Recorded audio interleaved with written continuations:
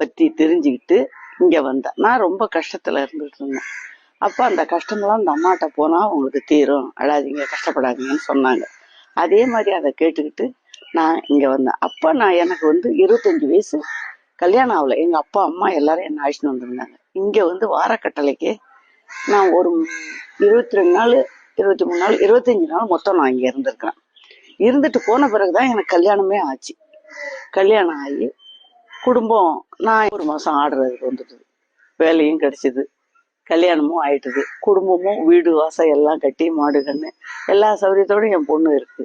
வந்துட்டு போவோம், வருவோம், கொள்ளும். நானும் அடிக்கடி வந்து பார்த்துட்டு அம்மாவை காலைல உழுந்து கும்பிட்டுட்டு தான் போவேன்.